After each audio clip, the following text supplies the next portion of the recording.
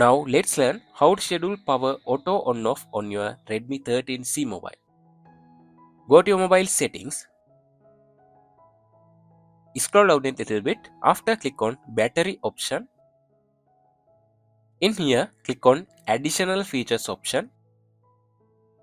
You can see here schedule power on off option. Click on it. You can set here power on time and off time. You can enable power on time and select your power on time as you like.